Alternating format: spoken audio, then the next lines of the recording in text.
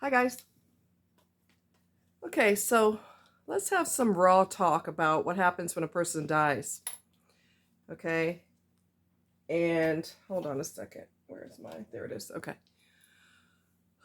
So, as a person, and I've known this for a long time working in the medical field, I've learned this, I don't know how long ago, but it was kind of reintroduced to me and reaffirmed, I guess you could say, by listening to Nurse Julie.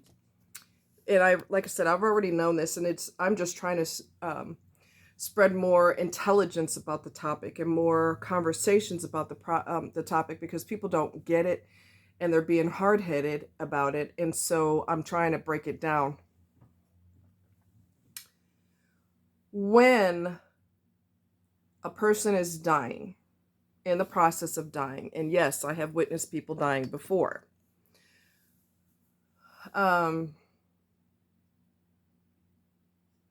Because they're dying, they do not need food and they do not need water.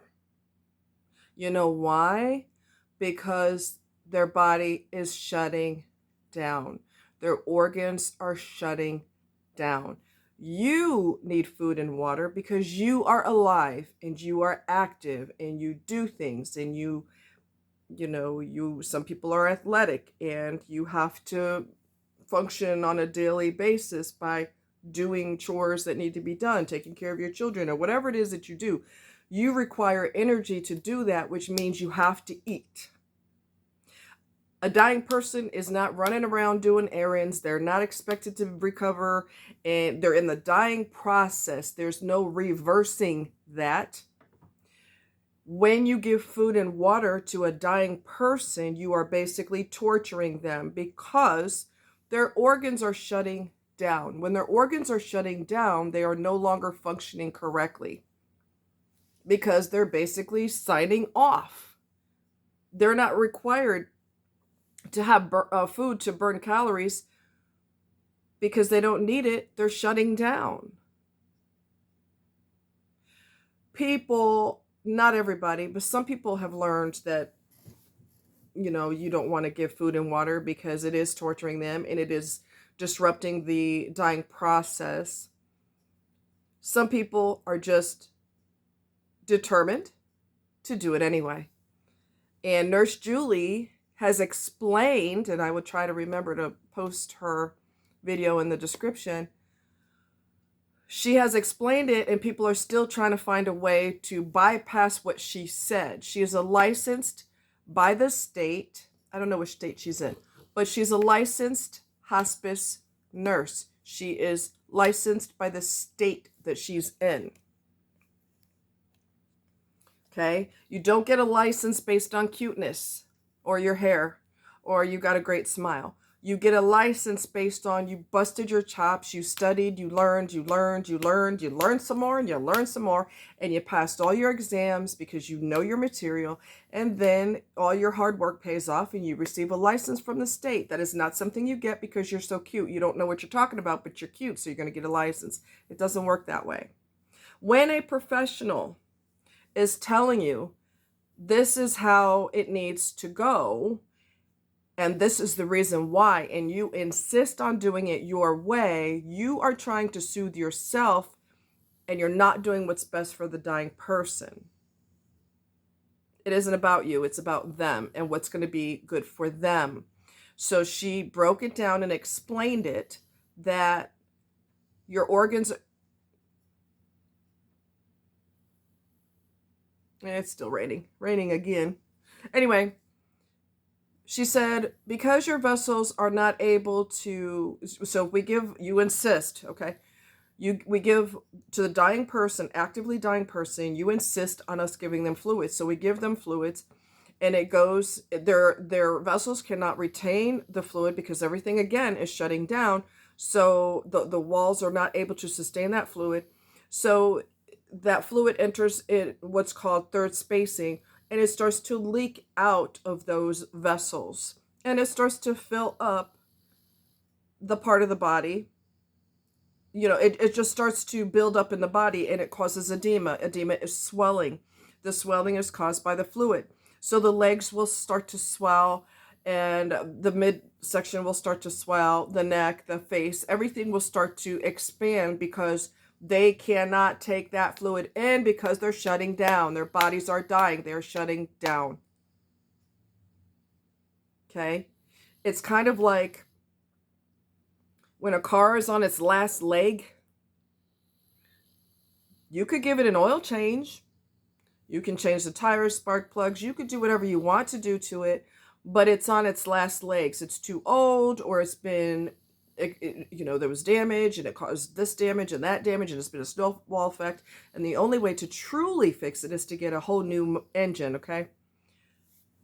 That's pretty much what's happening with a person's body. You cannot give them magic fluids or anything that's going to slow down the process. In fact, you're making their body suffer more than it has to because it can't process the fluids anyway. And I got a piece of hair, I think. Okay. Their body cannot process that liquid. So there was one lady in the comments, or one person, that said when my dad died, or whoever it was that died, I'm sorry, I can't remember, but it might have been the dad. My mom kept saying, I can't recognize him. I wouldn't know that was him because his face had, because of all the fluids. So he was unrecognizable. Part of this is societal, the way our society is. Okay, our society, especially in certain cultures, it pushes food and it pushes water and other drinks. Okay, here's a glass of tea, or here's a glass of, you had a bad, got a bad grade on your report card. Here, get you some extra cookies, or you feel sad because this happened to you or whatever. So have something to eat, have something to drink. You should feel better. So we get brainwashed into that mentality, which all of that can cause obesity, by the way. You become an adult, you were raised like that, and you become an adult that, my marriage is falling apart. I'm going to get a dozen donuts and eat all of them in one setting. Okay, so this can definitely go in bad places. When you are taught things, it can grow and turn into obsessions and bad things and that sort of thing, bad habits that can be potentially life ruining. So yeah, our society teaches that food period is the answer to everything that's wrong. Number one, that's bad. Even if you're not dying, that's bad, because that could be your coping mechanism when you become an adult. So now you're a chain smoker because everything is oral. Smoking, drinking, eating, everything is oral. So oral is the way to fix it. So that's bad when you aren't dying. So when you are dying and your body is no longer able to function, the person cannot use that water, and it disrupts their dying process, and it doesn't make it peaceful anymore. Just like I've heard of situations where oh God, I lost my train of thought. Oh my God, senility. We'll get back to it. It's a merry-go-round. I'll come back around. But anyway,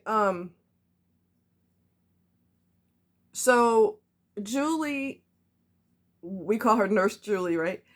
Julie will tell the families of the dying person that is not going to help them, that's going to disrupt I know what it was. It came back to me, and hopefully I don't lose it again. Their body, you're interrupting what's natural for their body to do, and it's going to cause more problems than good, and the family will insist. And when you do that, you are not doing what's best for your loved one. You're doing what soothes you. It's detrimental to the person who's dying. It is not in their best interest. And no matter how many times Julie says that, people insist. They've got to eat something. They've got to drink something. They can't function. They're dying. What do they need food for? They're not going to use those calories. They're laying there weak and dying. Okay? Now, Julie did talk about in another video, she said If the person is still cognitive, they are still able to speak and they express to you that they want something to drink or something to nibble on or whatever, that's a different story. But a lot of times when a person's dying, they are unconscious. So they are not able to eat, okay, and they're not able to drink. So the only way to give them something is through an IV, and it's not necessary because their body doesn't need it anymore. They're not using calories anymore. Their organs are shutting down, okay? Just like I know of a situation where a person was dying and her daughter, I was told this story, the daughter was in the background screaming, "Don't leave me, don't leave me." You know, she was going crazy. And so it caused her blood pressure her blood pressure increased, and she was obviously distressed. She's trying to die peacefully, and if you interfere with that in any way, shape, or form, you scream, you start crying, you pull on the person, "Come back to me, come back to me," you are disrupting the inevitable and you're making it harder for that person. Food and drink is no different. You're trying to soothe yourself. It isn't about you. And I'm not trying to be harsh. I'm just telling you, it isn't about you. How does that make you feel better when you give them the fluid? They cannot use it, and it expands their, like one person said that the person's neck was huge because all the fluid is stacking up in there. It has no place to go. It has no place to go. Their kidneys are failing. Why do they need fluid? It's going to stack up in their body and leak into the tissues and distort their appearance, and distort their face, and put more pressure on their body. If you truly love this person, let them die in peace. Do not force anything on them because it makes you feel better, because that is basically highly disruptive to their dying process, and it's kind of mean. You're pushing your ideologies on a situation that those are not necessary. Okay? Their body is shutting down. They don't need and cannot process drink of any fluids of any kind. Their body cannot process that like our bodies can. Okay? So there's no need for drink. There's no need. Come here, boo. Hey, come here. You don't want to come here. Okay, you tired. So we have to really think about it from the patient's perspective, your loved one's perspective. If you had a door and you could open the door of their body and look inside to see what's going on, you will see that everything is slowing down and some things have stopped altogether because the body it's no longer functioning correctly, because it's game over. This is it. This is the end of the line. They're not going to feel better with fluids. They're dying. But they will feel better without the fluids because there's no need to give it to them, obviously.